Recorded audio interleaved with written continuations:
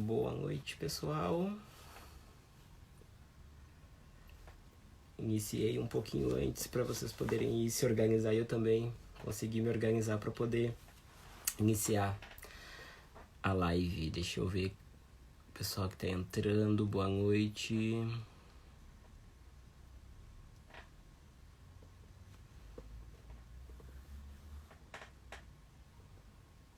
O Iadia, querida amiga, beijo.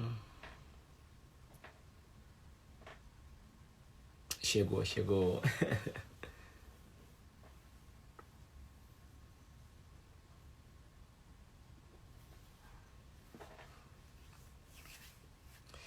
Então, tudo bem com vocês? Vocês estão bem? Sobrevivendo aí a quarentena? Ed, querida, boa noite, Ed.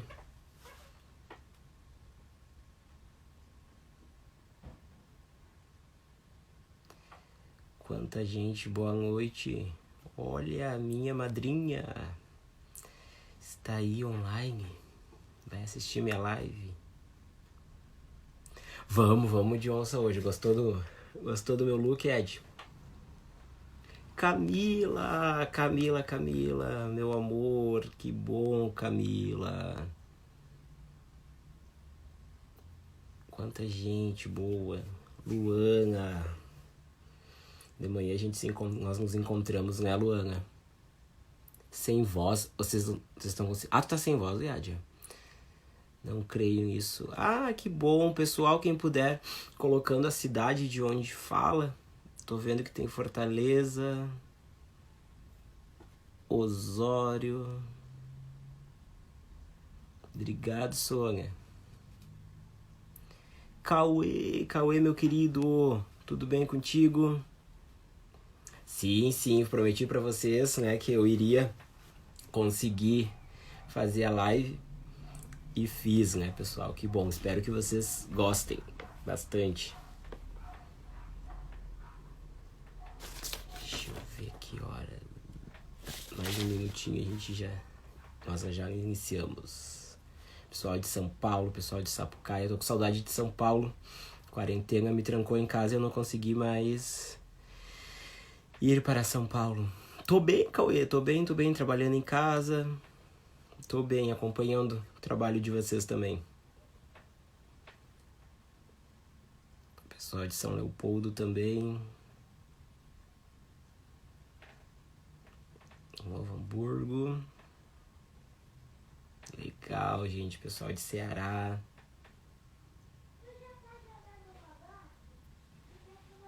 Eu tô falando baixo, é isso? Deixa eu ver se eu consigo aumentar aqui o volume. Pera aí. Senão eu coloco o meu outro fone. Eu sou da onde? Eu sou de Porto Alegre, eu sou gaúcho. Oi, Amanda, tô bem. Vocês estão conseguindo me escutar bem, pessoal? Eu tô falando ou tô falando muito baixo, senão eu já troco de fone de ouvido. Pessoal de Viamão, bacana. Lu, querida, boa noite, Lu.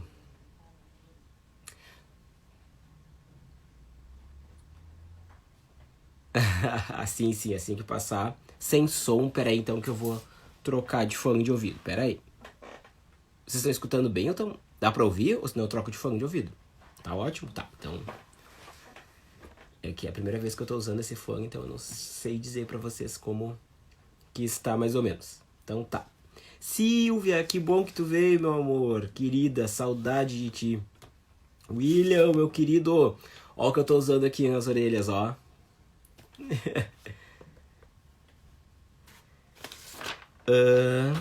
Dá pra ouvir? Tá. Então vamos iniciarmos, então. Primeiramente, gostaria de agradecer vocês por estarem aqui hoje e explicar para vocês que eu não vou fazer um formato de formação, né? Vai ser mais um bate-papo. Eu deixei algumas caixinhas de pergunta, tanto aqui no Instagram quanto no meu Facebook, a respeito de algumas dúvidas que vocês tinham acerca do brincar heurístico. Então eu tentei anotar todas, né, e dei uma reformulada na formação, né?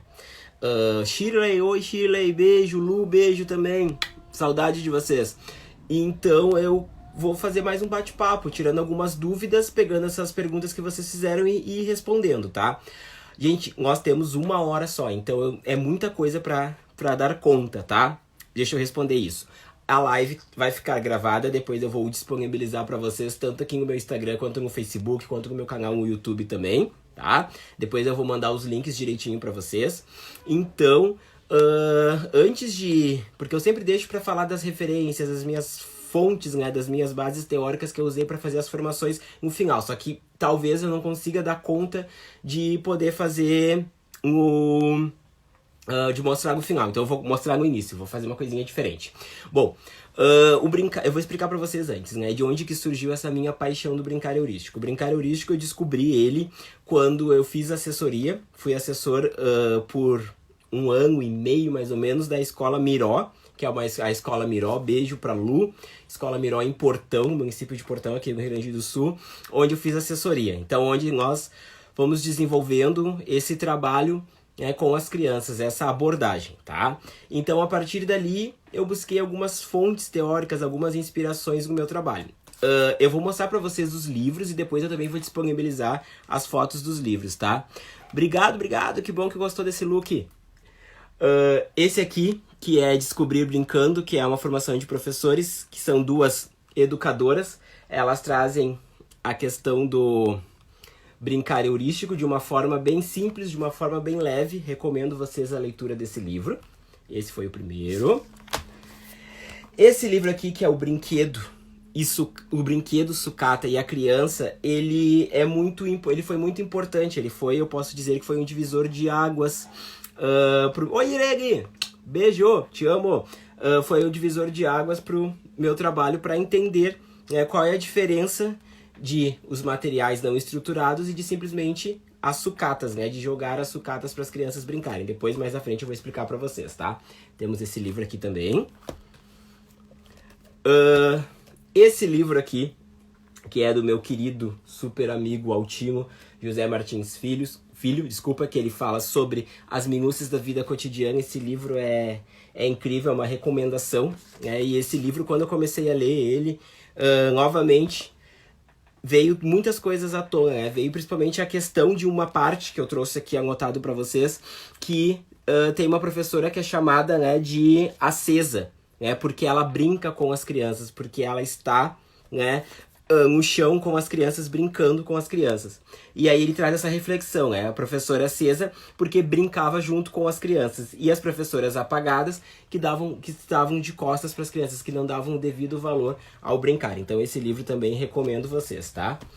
E este livro aqui também maravilhoso, que é, né, o Brinco, que é a Bíblia sobre o brincar heurístico, que é a educação de 0 a 3 anos, o atendimento em creche, que é da Elinor e da Sônia, que são maravilhosas, que desenvolveram essa abordagem do brincar heurístico, tá?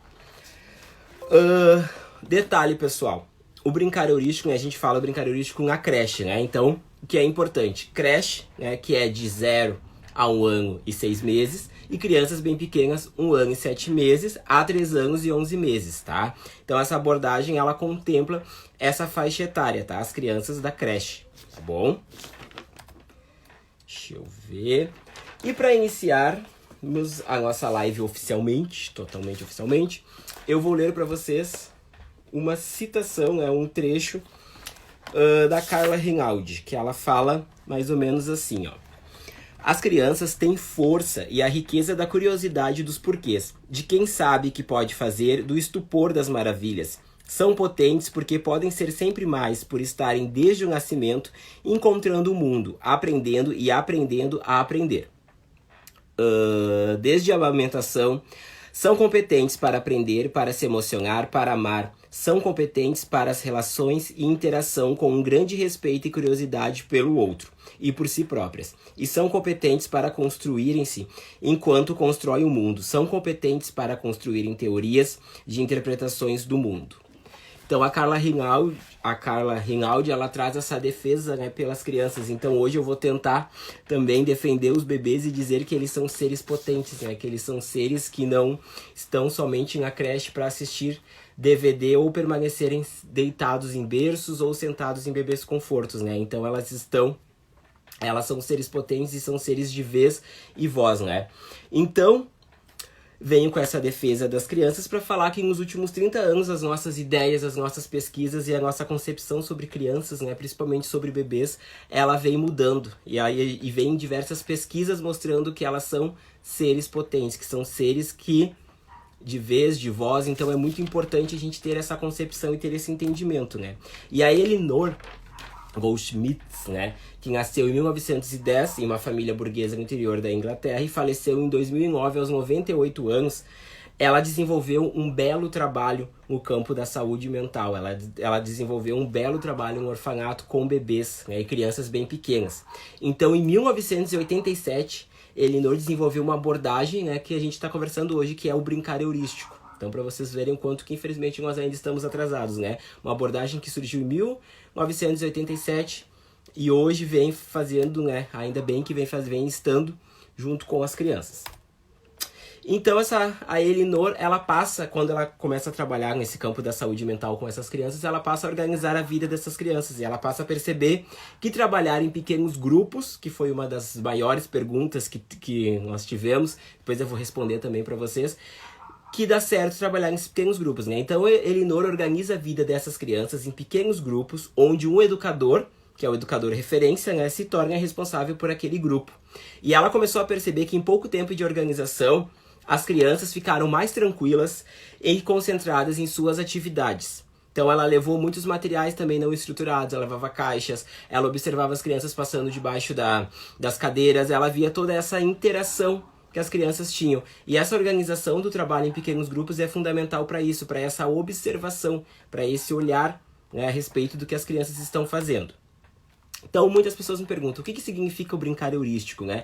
O brincar heurístico, gente, ele significa descoberta, né? Ele vem da palavra grega euresca, que quer dizer a descoberta de algo, né? Então, a descoberta das propriedades dos objetos, a descoberta das coisas por si mesmo, a exploração espontânea daquele objeto, dando a ele significado e importância que ele realmente merece. Então, a sua proposta pedagógica, né, parte do pressuposto de que a criança é um ser ativo, como eu falei para vocês no início, de que a criança é um ser altivo, um abraço, meu querido, que a criança é um ser competente, né, que é um ser de vez e voz, e que nós precisamos, né, valorizar todo esse processo das crianças, né, que a gente precisa cuidar disso e valorizar tudo isso, né. Então, o brincar heurístico, ele traz isso. A Elinor defendia muito essa questão, ela, Sonia Jackson, de que as crianças são seres potentes, de que as crianças são capazes de fazer as coisas. E elas são mesmo, né? Independentes de serem bebês. Kati, beijo. Gente, desculpa que às vezes eu tô vendo as pessoas aqui falando, mas é muita gente querida, então, né? Dando seguimento. Então é importante isso, né? Então ela traz muito isso. Tem uma citação de que ela e a Sonia Jackson dizem que compreende-se que para oferecer a melhor experiência possível às crianças em seu cuidado, os educadores da infância precisam estar cientes que a política educativa é a que dá condições para se efetivar uma escola de qualidade para a primeira infância. Deixa eu ver aqui. Tá. Eu gostaria de falar uma coisinha com vocês antes, né? A gente escuta muito, e isso eu até anotei ontem fazendo as minhas leituras, de que quando a gente chama os bebês, né, a gente já se refere aos bebês, o bebê recém-nascido, né? E demonstra uma relação, quando a gente fala que ele é um bebê recém-nascido, né, demonstra uma relação tão frágil, né? Algo tão frágil da criança, né? Um serzinho assim tão frágil como a gente pensa. Então acho que é importante a gente começar a chamar eles de pessoas recém-chegadas no mundo, né? Isso é importante, isso traz um outro olhar, né? Então é importante a gente tomar cuidado com esses pequenos detalhes, né? Então são pessoas recém-chegadas no mundo, né? Não são recém-nascidos, não são frágeis, né? Eles são potentes, eles são espertos, né? Então essa abordagem, né, ela ressalta a importância do brincar, por isso que já vem um nome, né? Brincar heurístico, né? Enquanto a criança está brincando, enquanto a criança está manipulando os objetos, né? Enquanto ela está pesquisando, né, esmiuçando aquele objeto ali, né, pesquisando, como a gente fala, ela está aprendendo, né? Então, não existe um momento, agora ela está aprendendo e agora ela está brincando. Não, o brincar e o aprender, eles estão interligados, eles estão conectados, tá? Deixa eu descer mais aqui. Boa agora. Bom, muitas pessoas, né, eu recebo muitas mensagens, muitas informações assim, e me falam que eu montei um projeto brincar heurístico, ou eu montei um projeto materiais não estruturados. Pessoal, o que eu gostaria de dizer para vocês, o brincar heurístico, ele não é um projeto, tá? Que vai durar 15 dias, 20, enfim, tá? Ele faz parte, né? Eu posso dizer assim, falando, ele é um tempero a mais no nosso trabalho, tá? Então ele não é um projeto que vai ser 30 dias, ele é uma abordagem, tá? Então isso a gente vai, né, inserir no nosso planejamento, nós vamos inserir na nossa rotina. Nós conversamos hoje de manhã no grupo de estudos sobre a rotina, na semana passada sobre planejamento, então a gente vai organizar, né, essa demanda. E o que eu fico também muito reflexivo quando as pessoas me dizem, mas eu acho que eu não vou ter tempo de poder fazer a sessão do brincar heurístico. Mas aí como é que eu vou fazer? Pessoal, nós passamos, né, uma jornada extensa na educação infantil, às vezes 12 horas, as crianças permanecem, chegam às 7 horas da manhã e vão embora às 7 horas da noite. Tempo a gente tem, o que nós precisamos é organizar o tempo e ver o que é importante, né? Como o Altinho agora acabou de falar, brincar ele é cotidiano, brincar é vida, brincar é importante, brincar é a profissão da criança, as crianças precisam brincar. Então a gente precisa valorizar esse brincar e a gente precisa organizar esse brincar e parar de dar importância, parar de valorizar outros detalhes, outras coisas, desculpa, que passam tão sem sentido para as crianças, tá? Deixa eu dar uma ligeiradinha aqui. Respondendo a pergunta, né? Me fizeram uma perguntinha na caixa. Por que a gente deve trabalhar em pequenos grupos, João? O brincar heurístico, tá? O trabalho, pessoal, em pequenos grupos revela-se muito favorável, pois oferece maior e mais potentes possibilidades de trocas, de escuta e partilha de ideias, de observação, de registros e até de análise da interpretação do vivido. Então, esse é um dos pontos, né, principais para a gente poder observar, né, em pequenos grupos, poder ver esses detalhes, né, porque a gente sabe a realidade de muitos, né? Cimeia, oi, beijo! A gente sabe que nós temos uma realidade de 16 crianças, 12 crianças que for, né? Se a gente não vai conseguir observar 12 crianças ao mesmo tempo, né? A gente não vai conseguir fazer os melhores registros, né? Então, é importante, né, a gente pegar isso, né, e trabalhar em pequenos grupos, observar eles em pequenos grupos. O trabalho flui mais, a gente consegue dar atenção. Então essas sessões, né, que a gente chama sessões do brincar heurístico, é um momento muito importante do educador poder observar o que as crianças estão construindo, observar as pesquisas, as hipóteses das crianças. Como eu brinco, não é o momento que eles estão fazendo as pesquisas deles ali, a gente vai lá mandar mensagem pro marido, descongelar o frango, ou fazer outras coisas, ou olhar a revistinha com a colega. Então é um momento de observação, é um momento importante, é um momento que a gente precisa valorizar isso, fazer as anotações, cuidar desses detalhes, né? Tá.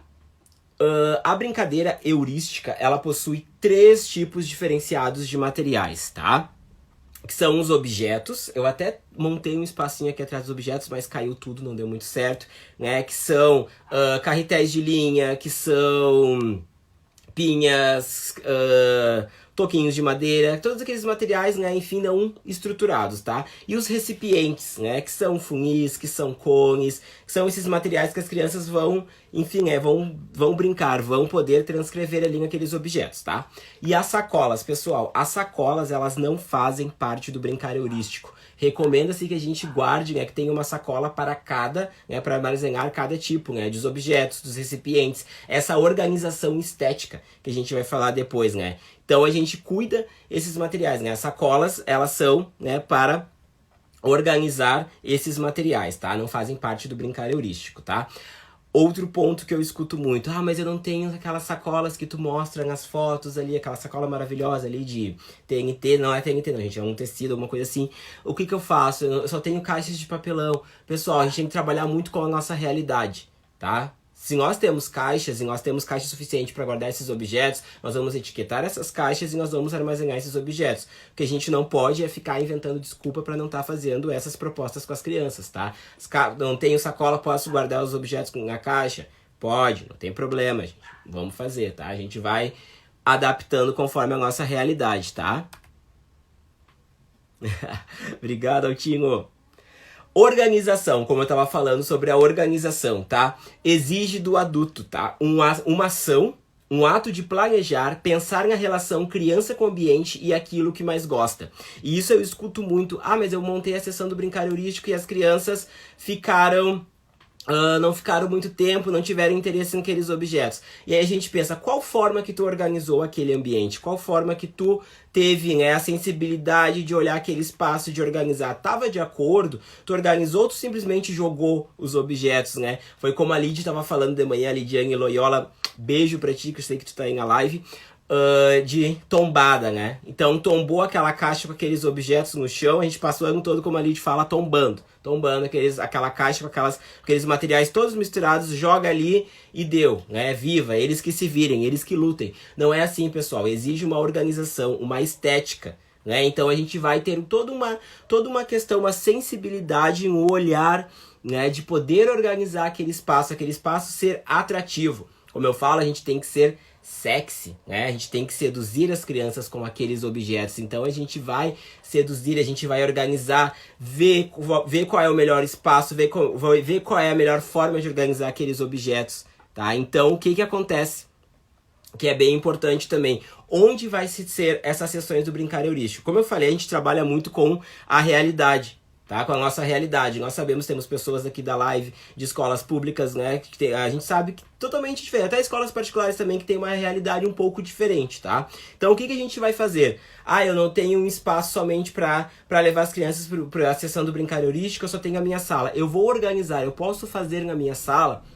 Pode fazer na minha sala, sem problema algum, pessoal. Eu vou organizar aquele espaço, tá? Eu posso cobrir os outros objetos que estão em volta ali da sala, do campo de visão das crianças. Posso colocar um TNT ou colocar pra cima. Enfim, eu vou organizar. Vai partir da minha ação de adulto, tá? O meu ato de planejar. O que eu vou, onde vai ser feita essa sessão do brincar heurístico e e de qual forma vai se dar. O que eu vou, né, organizar naquele espaço, tá? Mas é importante, tem que ser um espaço tranquilo, tem que ser um espaço que não tenha circulação de pessoas, que dispersem a atenção dos bebês e das crianças. Então a gente cuida e nós também vamos nos cuidar também, se policiar, tá? Porque eu sei que às vezes tem aquela questão do bebê tá fazendo alguma coisa e eu já vou ali, já começo a falar, já dou aquele grito, não!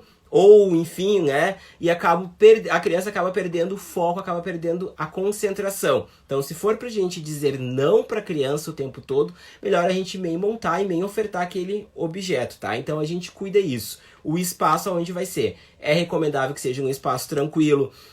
Refeitório, pode ser, se a minha escola tem uma biblioteca, ou eu posso fazer dentro da minha sala, mas eu não vou fazer um espaço que tenha grande circulação de pessoas, tá? Que vai dispersar a atenção das crianças. Também é um momento tranquilo, pessoal. Não é um momento pra gente ficar fazendo uma pressão psicológica nas crianças, tá? Isso eu escuto muito, que as pessoas me dizem, mas o bebê, enfim, a criança não teve interesse naqueles objetos, e aí eu fui e fiquei lá, instigando. Pessoal, o primeiro momento para as crianças vai ser novo, talvez eles demorem 5, 10, 15, 20 minutos, o nosso tempo, né, que é aquela pressão, né, mas é no tempo da criança. Aquilo é novo, ela vai explorar aquele objeto, ela vai pesquisar, talvez no início ela fique um pouco retraída, porque aquilo é novo para ela, ou talvez ela chegue, né, e já se aproprie daquele espaço. Então a gente vai cuidar e vai respeitar, né? A gente vai estar ali no campo de visão das crianças, mas a gente vai cuidar, tá? Vai cuidar para não estar o tempo todo intervindo, porque se for, como eu falei para vocês, para intervir o tempo todo e ficar o tempo todo direcionando as crianças, melhor a gente meio fazer, né? Melhor deixar assim como tá. Deixa eu dar outra ligeirada, tá. Então, como eu falei para vocês, do espaço, do ambiente, né, tem que ser um ambiente ali, Nordiz, né, que tem que ser um ambiente satisfatório, né, e prazeroso, tanto visual, né, quanto, enfim, tátil para as pesquisas das crianças, né. Então, a gente oferta um espaço de qualidade, né, um espaço, como eu falei para vocês, um espaço sexy para as crianças poderem fazerem as pesquisas delas, tá. A consigna, tá, pessoal? A consigna e o educador. A consigna são as combinações que a gente vai fazer. Montei a sessão, né, do brincar heurístico e aí eu vou fazer uma combinação com as crianças. né? Eu vou fazer, enfim, aquela rodinha, aquela assembleia, que aí eu vou fazer uma fala breve, que eles vão ter um momento, explicar, etc e tal. Não é momento de lavação de roupa suja, tá? Fulaninho, não, fulaninho, tu puxou o cabelo da fulana semana passada, fulaninho, tu fez tal e tal coisa. Não, pessoal, é uma fala breve, tá? Uma fala breve, direta ali, vou ali, digo para as crianças como vai ser feito, etc e tal. A consigna é sempre feita antes deles entrarem pra sessão ali do brincar heurístico. Então eu faço em outro espaço. Digamos que eu tô ali no refeitório dando lanche e é após o lanche que vai ter a sessão do brincar heurístico com um grupo. Ali terminando o lanche eu vou conversar com eles. Não é uma pressão psicológica, tá, pessoal? Eu não vou fazer ali uma tortura assim, mental com as crianças, porque aí realmente eles não vão querer nem chegar perto daquele... melhorou? Não tá travando mais?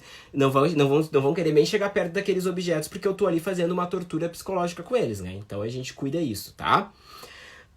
Tá, então a consigna seria isso, são as combinações. Já me perguntaram, mas eu faço a consigna com os bebês, João, eles são tão pequenininhos, eles não entendem.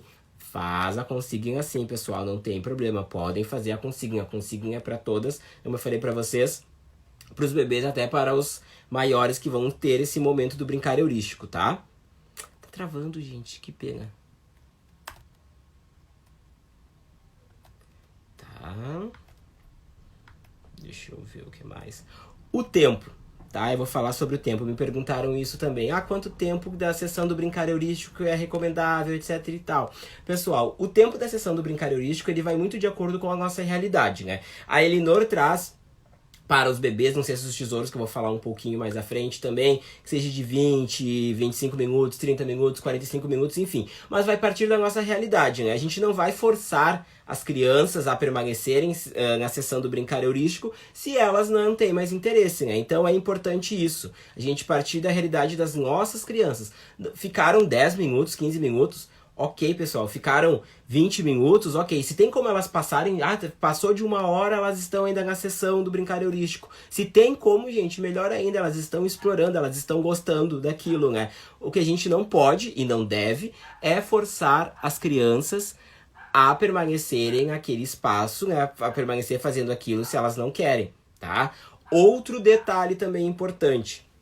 Me perguntaram isso. Fiz uma sessão com 6 crianças do brincar heurístico e aí o Joãozinho um dia não está afim de fazer, de brincar. Ficou 5 minutos e aí o restante do grupo tá ali interagindo, tá ali concentrado brincando e o Joãozinho não quer mais. Eu não vou chegar no Joãozinho e forçar o Joãozinho, fazer uma pressão psicológica, dizer que ele vai ficar sem empático, o pai não vai vir buscar, etc e tal, não. Eu vou tentar conversar com ele, tentar ver qual é a situação. Vou tentar brincar junto com ele. Vi que o Joãozinho não quer. O João não tá afim hoje, tá? Enfim, não quer brincar com aquilo. Vou retirar ele, vou pedir entregar para outra colega, ou até talvez fique ali do meu lado, vou bater um papo com ele, conversar com o Joãozinho, saber um pouquinho a mais dele. Mas eu não vou, em hipótese alguma, forçar a criança a permanecer naquela sessão do brincar heurístico, porque é aí que ela vai se retrair, é aí que ela não vai gostar mesmo da situação, porque eu tô obrigando ela a permanecer ali quando ela não quer. Então o tempo vai ir muito de acordo com as possibilidades que a gente vai ofertar e com a realidade das crianças, né? Então a gente vai seguir as crianças. Eu jamais vou... ali a Elinor tá dizendo que tem que ficar 45 minutos e eu vou fazer os 45 minutos porque senão não é brincar heurístico. Não é, pessoal. A gente vai seguir as crianças também, tá? A gente vai respeitar o olhar delas, tá? Até aí tá tudo bem, gente? Eu não tô falando muito rápido. Deixa eu ver. Então a gente vai falar sobre o cesto dos tesouros, tá? O cesto dos tesouros, ele é para os bebês, tá? Então os bebês que participam são aqueles que permanecem sentados sozinhos e ainda não caminham, tá? Que é importante a gente ter esse detalhe, né? Que é a ação do professor, né? Que é o papel do educador, que é organizar, né, todo o contexto, ter essa sensibilidade sobre as crianças, do que organizei uma sessão dos cestos tesouros com os bebês. Eu vou cuidar da vestimenta, por quê? Porque eles vão, né, se movimentarem. Roupas muito apertadas, né, ou muito soltas também não vão dar certo, né? Então eu vou cuidar dessa vestimenta, né? Se tem como eles permanecerem, vou fazer uma exploração só de fralda. A coisa mais linda deles ali bem fofinhos ali, só de fraldinha, fazendo a sessão ali do cesto dos tesouros, né? Então eu vou cuidar isso da vestimenta deles. Se tem como a gente poder organizar, a gente gaúcho fala muito rápido, tá? Não sei se, mas às vezes eu falo rápido demais. Se tem como organizar assim, né, eu vou deixar com a vestimenta que seja, né, confortável para as crianças. Então eu vou ter essa sensibilidade. Não vou colocar aquelas roupas, sabe aquelas camisetonas grandes que a gente usa para pintura? Não vou emendar aquele nozinho lá em cima ali para ficar apertadinho, porque vai privar, enfim, as crianças do movimento, tá? Sim, somente para os bebês, exatamente. As vestimentas, pessoal, eu falei das vestimentas, né? Então, outra questão também, eu vou cuidar, né, para ser um momento após o sono, após a alimentação, após a higiene, porque a gente sabe que a gente com fome, a gente não funciona, né? A gente com fome fica irritado. Imagina os bebês com fome e eu ali querendo que eles façam aquela sessão dos cestos tesouros. Então a gente cuida isso, tá? A gente organiza tudo isso, a gente tem que pensar no todo, tá? Pensar no amplo.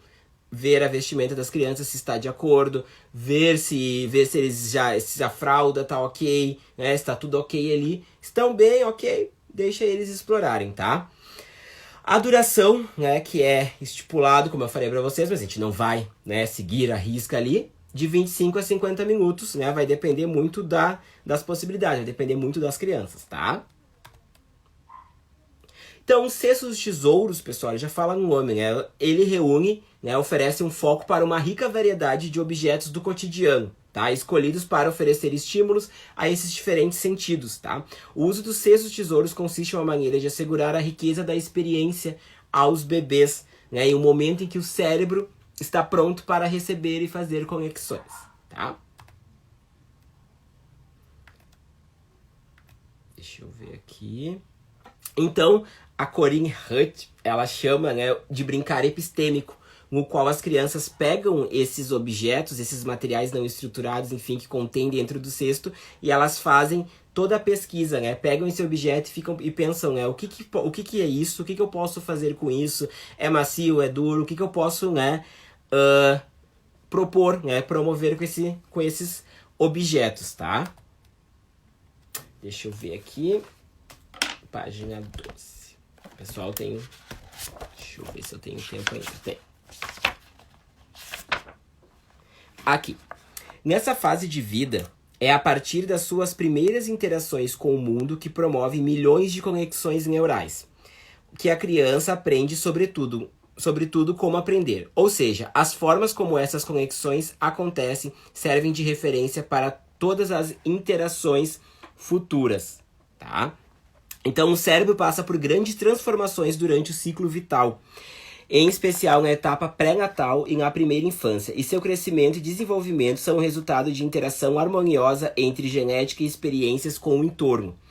Embora cada criança nasça com um cérebro programado geneticamente para retirar do entorno toda a informação de que necessita para se desenvolver, as experiências vividas na primeira infância ou a privação das mesmas, deixa eu ver que eu me perdi aqui, qualificarão o processo de desenvolvimento cerebral, já que nesta etapa podem se identificar períodos sensíveis para determinadas aprendizagens. Tá?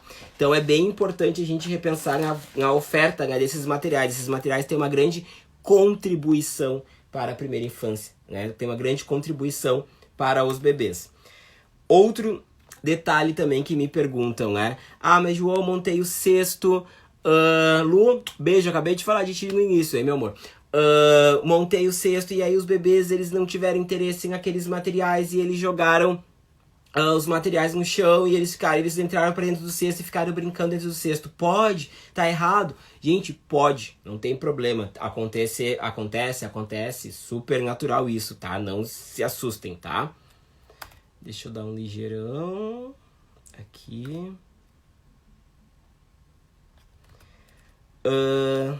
Outro detalhe também que me perguntaram também as caixas de perguntas, não sei se foi aqui no Instagram ou foi no Facebook. Ah, mas como é que a gente faz? A gente ensina eles a brincar com esses materiais? O que que a gente faz? É claro, se eles convidarem a gente para participar desses brincar, a gente pode participar, não tem problema, né? Mas não é preciso ensinar as crianças a brincar. Mas o contexto ofertado para que ela invista nessa ação faz toda a diferença, como eu falei para vocês, do espaço e dos materiais que a gente vai ofertar para as crianças, né? A organização, eu já falei pra vocês, né? O uso dos cestos tesouros, né? Seja resistente. A Goldschmidt e a Jackson, elas sugerem que seja 60 elementos variados, né? E já me perguntaram, mas eu não tenho 60 elementos, aí eu não posso fazer o brincar heurístico? Pode fazer, pessoal, não tem problema. Tenho 59, 58, 62, 63, não tem problema, posso ofertar, tá? Tem problema. Acho que isso foi... Tá. Itens sugeridos para o cesto, tá? Os objetos, né, naturais, que são frutas e legumes, tem como a gente fazer sim. Já fizemos lá Gamiró, foi muito bacana. Tem as fotos ali deles fazendo as pesquisas com as frutas, mas a gente vai cuidar todo, como eu falei para vocês, toda a manutenção desses objetos, desses materiais. A gente vai ver se está de acordo, vai ver se não tem nada que possa vir a cortar a criança. A gente vai, enfim, organizar. A gente vai preparar a sessão primeiro para depois a gente ofertar para as crianças, tá? Conchas, pedaços de bambu, cascas de coco, eles gostam muito. Porongo ou cuias de chimarrão, pinhas, pedras, esponjas naturais também, a gente vai cuidar de tudo isso, ver manutenção. Quando a gente pega essas pinhas, a gente recolhe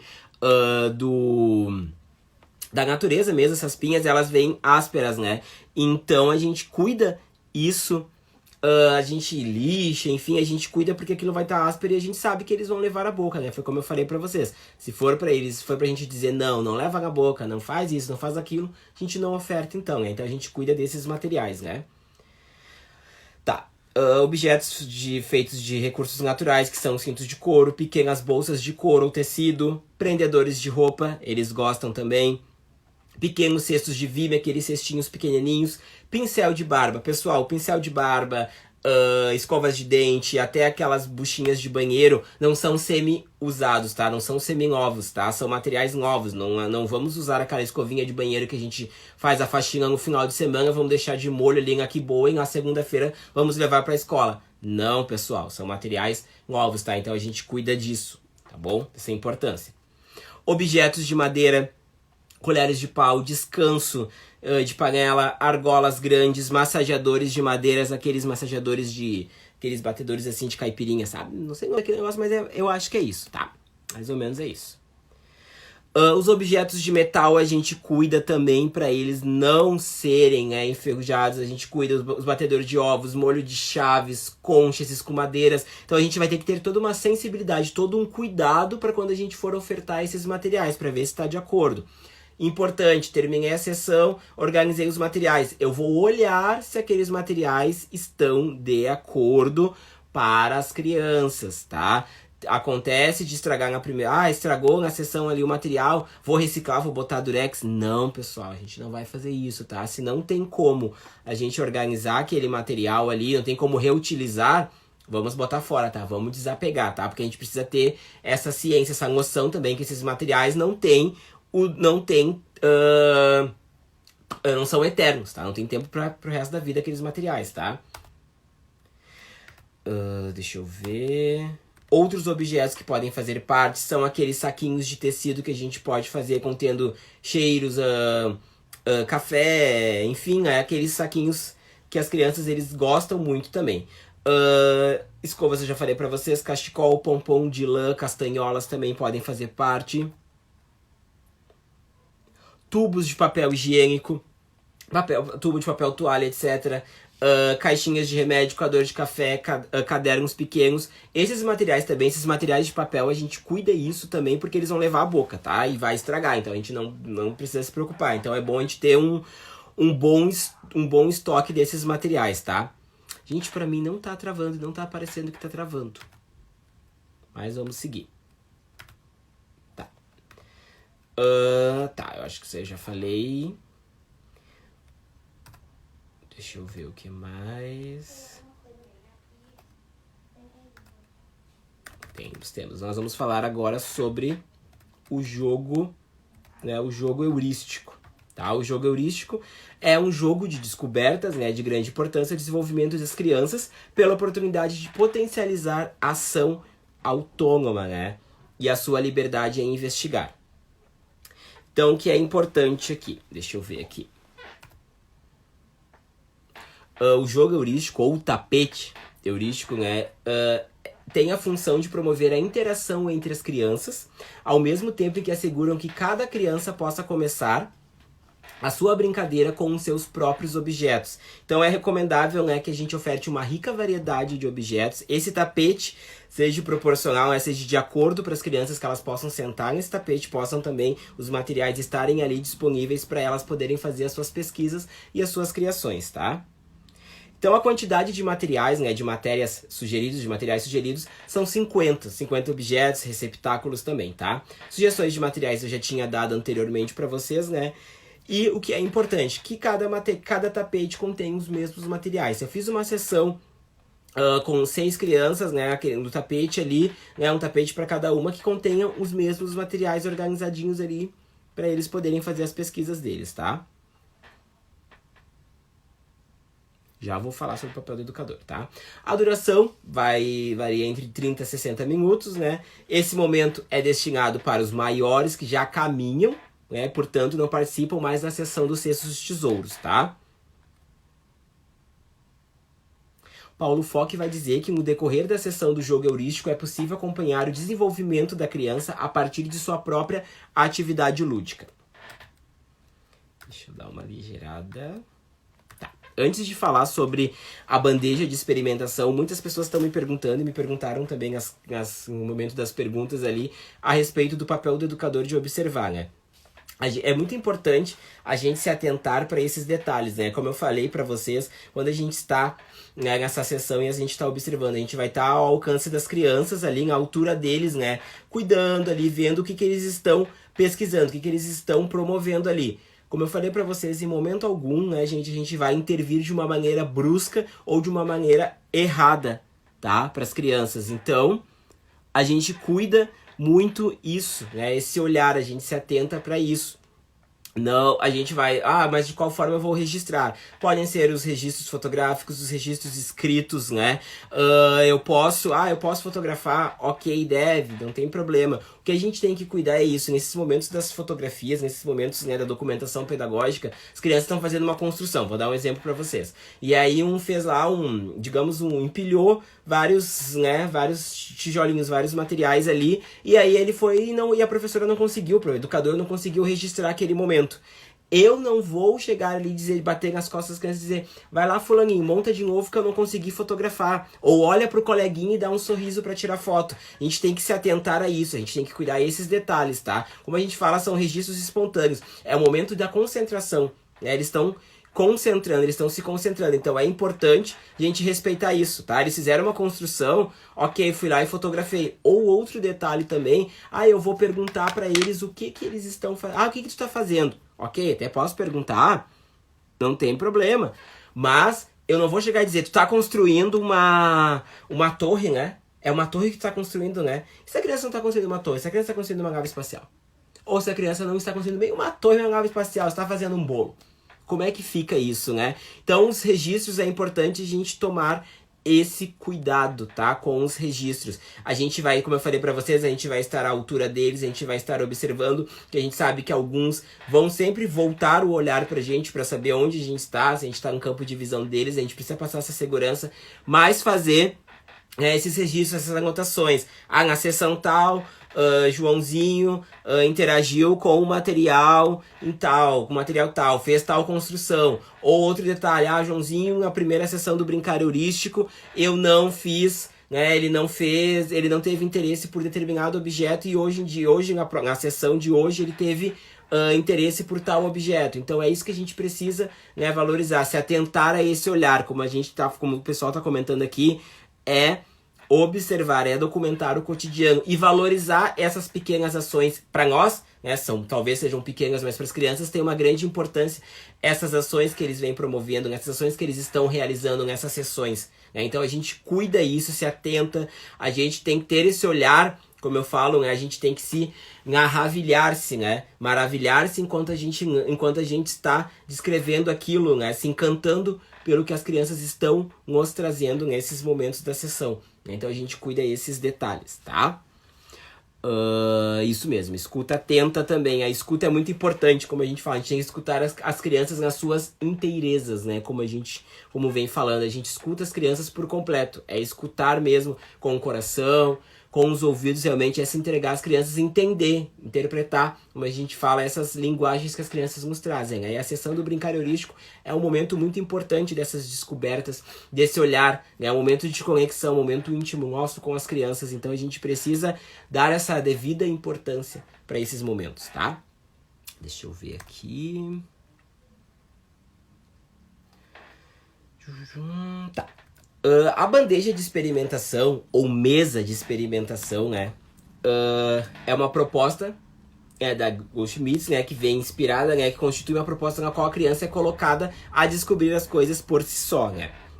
As bandejas, né, vai ao encontro da necessidade das crianças de experienciar jogos de criatividade, nos quais a disponibilidade e seleção dos materiais ocasiona a possibilidade criativa, tá? Tá, as bandejas de experimentação, como já diz o nome, né, a gente está ofertando experimentos para eles, né, sejam com elementos da natureza, seja com, enfim, elementos, né, comestíveis, seja, enfim, eles vão estar experimentando.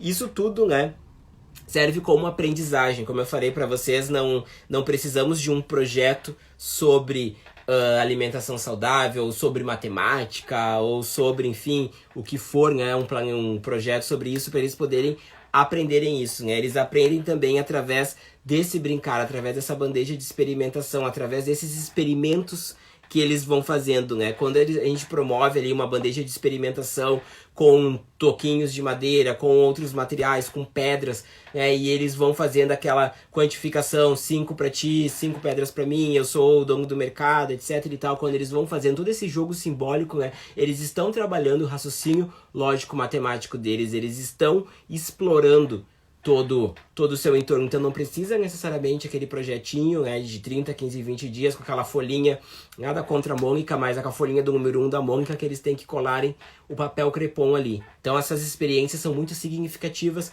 para eles, são muito significativas para a vida deles, né? Deixa eu ver. E se torna também algo prazeroso, né? Como eu falei para vocês, como eu vou dizer para vocês, desculpa, as crianças que participam desse momento são as que já conquistaram uma certa autonomia em relação à marcha e que começam a fazer o uso da linguagem oral para se comunicar, argumentar, ou seja, estão iniciando seus primeiros ensaios de comunicação oral. A organização do espaço, né? A organização da bandeja ali, onde vai acontecer a sessão, né? Como eu falei para vocês, é organizado antes... Não entendi. Organizado antes, né, da chegada das crianças.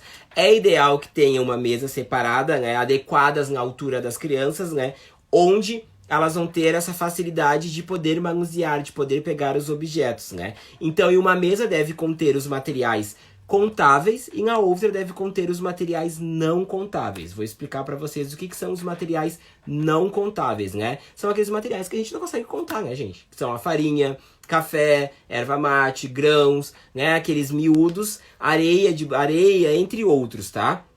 Utensílios de apoio, né? Que são os funis, conchas, peneiras, copos de diferentes tamanhos, tigelas, as escumadeiras, colheres, medidores e por aí se vai, tá?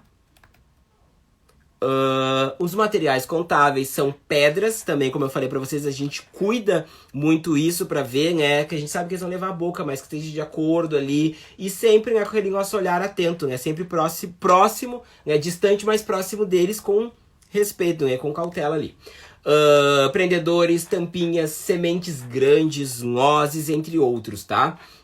Materiais de apoio, né, as bandejas com divisórias, bandejas de ovos, formas de gelo, bandejas de bombom e os materiais de apoio, pegadores, colheres, conchas, dosadores, potes, tá? E o papel do adulto, né, e a consigna se segue aquela de fazer aquelas combinações, né? E no primeiro momento a gente explica para eles que aqueles materiais vão estar em cima da mesa, que eles vão fazer a pesquisa ali, que eles não levem, né, no primeiro momento, as coisas ao chão. Mas a gente sabe que, de repente, daqui a 5, 10 minutos que a gente falou, eles vão levar ao chão e vão fazer as pesquisas deles ao chão. Não tem problema, tá? Então a gente vai observar isso, vai conversar com eles, vai fazer essa consigna. E o que é importante, pessoal, que aos poucos eu fui lendo, né, aprofundando mais sobre o brincar heurístico, sobre essa questão desses materiais não estruturados, a gente vê que como esses materiais, eles estão bem, são tão simples, estão ao nosso acesso, né, fácil acesso pra gente poder levar para dentro das escolas, poder levar para dentro dos espaços. São materiais simples, são materiais que a gente tem em casa, que se a gente puder organizar, recolher, ter essa parceria com a família. Isso até me perguntaram também, como é que a gente faz para os pais aceitarem o brincar heurístico, aceitarem que o filho estuda em uma escola particular, enfim, que tem uma mensalidade alta e eles não querem que as crianças brinquem com sucata. Pessoal, quando a gente tem, né, essa prioridade, essa certeza que a gente acredita, né, numa infância melhor, né, numa infância de qualidade para as crianças, a gente deixa transparecer isso para os pais. A gente tem que trazer os pais para dentro da escola também, não só julgar eles, não só dizer que eles são errados, são chatos, são isso, são aquilo.